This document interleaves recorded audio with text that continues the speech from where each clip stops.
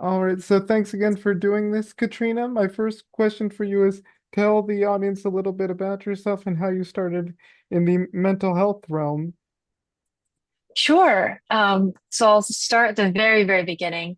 I guess in short, I was a pretty anxious kid. I was the firstborn to very young parents.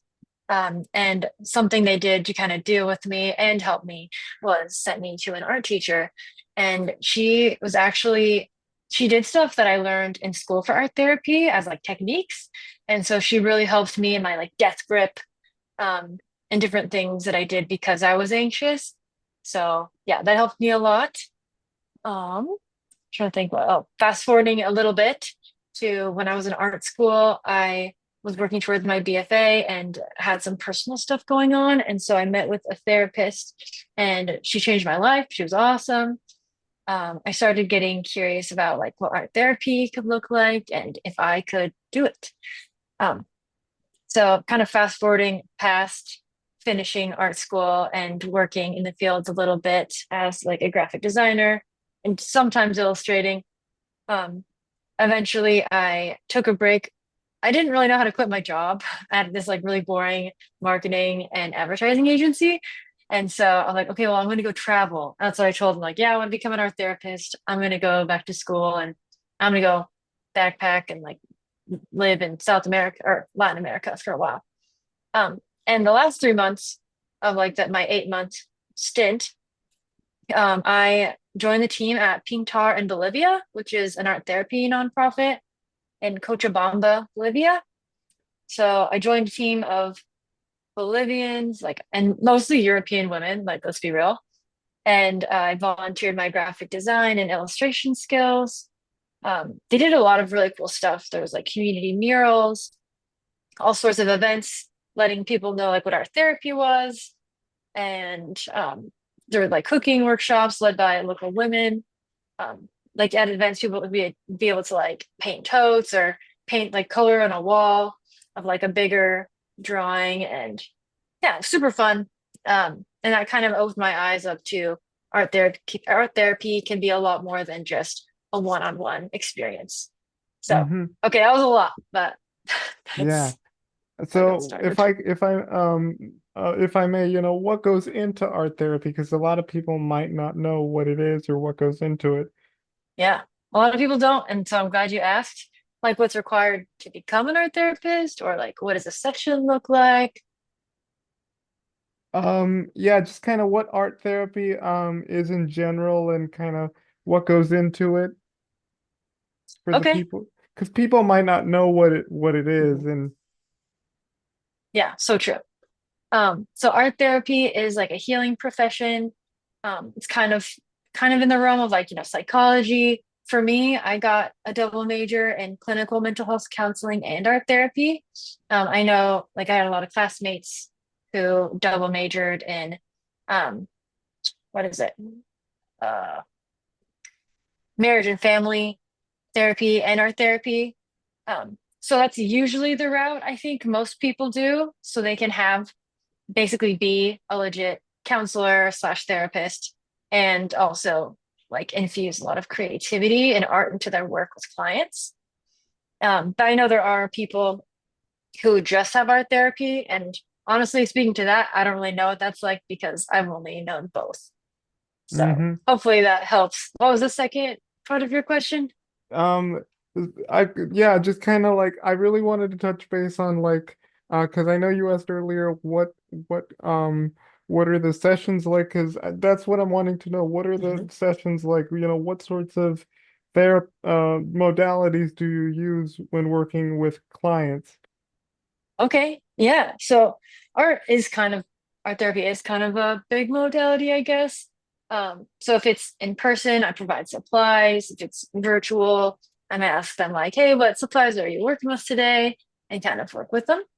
But also informing like what I do is attachment focused. So I guess I can talk briefly about that. I'm probably Sure. guessing you've already interviewed people on this, but um, basically the short version of this is um, when parents are too focused on themselves or, they're too focused on other things rather than like attuning to their kid properly, that's usually when like anxious, preoccupied attachment style is. That's one.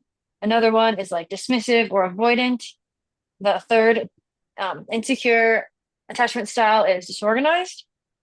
And so these are all just different ways of that had a purpose when someone was young to help them survive, but when they're older, it no longer serves them.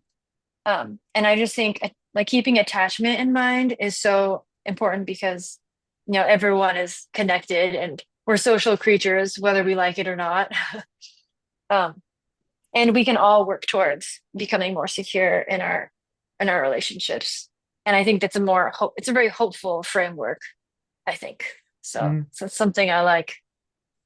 So yeah, so what I'm wondering is, like what have your clients that you've worked with in this particular instance, what have they said when they've come to you and sort of done this kind of work of like, because you do like art and then you combine it with like therapy, and so what's Mhm. sort of the responses that you've gotten from your clients? Like what kind of art do they make, or what Like are they usually like their bringing in? experience working with you, you know. Okay.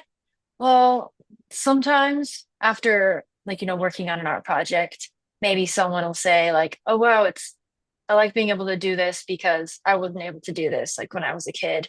And so now they're able to have this experience that they were like unsafe doing because they were like criticized when they were young by a parent, or sometimes people will learn something about themselves that just from their art that they didn't see before.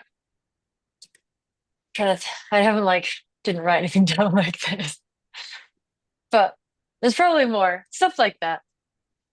Mm-hmm. So, like, what I'm wondering is, like, what the impact of doing this kind of work, just combining the art and like therapy, what impact does really combining those two things, have on like not just yourself by doing this, but also like the impact on the community in general. So it's a two-parter for this one. Oh, okay. Well, I guess yeah, I'm kind of talking about like individual art therapy. So I guess I could share. There's a couple other parts I haven't really shared that probably should. I'm also like a teaching artist with Urban Artworks, and with that organization, I've been able to like mentor young artists, help out with production painting. But most recently, I've been co-teaching a mural apprentice program with high schoolers, and it's been really fun being able to like kind of empower them to like get more confident in their art skills into making like a big mural. So that's not really art therapy per se, it's more like art as therapy. um but I think it's really cool like letting young people become part of something bigger than themselves. I think everyone kind of craves that in some way or form. um And then more recently, I've gotten more into like public art. And so the most recent was a little like zine library that I made that anyone can bring their zines and share them. Like the concept is supposed to be that people will swap them, but it seems like people have been bringing zines and they all get snatched up and not replaced. But the concept is that people will, feel encouraged to like to be to not have to be an official artist, but to just be able to bring their own stuff, share their story, share their interests, share what they've been working on. So that's kind of the concept of it. So those are some things. Hopefully, they provide a little bit more context. I don't know Mm-hmm. if I'm answering any of your questions. Yeah.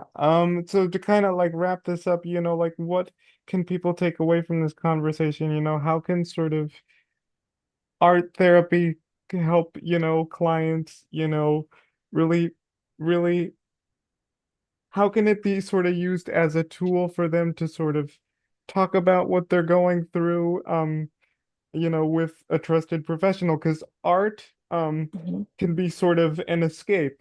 So if you Mhm. could like talk a little bit about, um, kind of like what art therapy itself what effect does art therapy have on what does that do to patients, black overall self-confidence and yeah.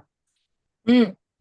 Well, okay, earlier on, you asked a question that made me think of this. Is some I think maybe one of my favorite parts of art therapy is when it's me and then the person I'm working with, and then the art is that we both get to focus on the art they're making, and it's kind of like I think people feel less stared at, and they feel like, oh, we can focus on this thing, this creation, and it's usually just like a little piece of them, you know. It's maybe if it's a check-in, um, oh no, where's my train of thought? Oh no, well, don't know if it'll come back. But I think something really cool about art therapy is being able to have kind of like a metaphor. And so they don't feel like they have to expose really like, deep, specific details of their life. They can kind of, we can stay in this metaphor of talking about what something is like without maybe making the very vulnerable thing like totally exposed. And so sometimes art can create a little bit of safety, especially for people who've survived quite a bit of trauma, or maybe they're going through something and they're not even ready to admit the impact it had on them. hmm like lastly, and I always ask this to various mental health professionals, but like how can other mental health professionals who are interested in art therapy, how can they, get their foot in the door and be involved in this kind of work? Mm.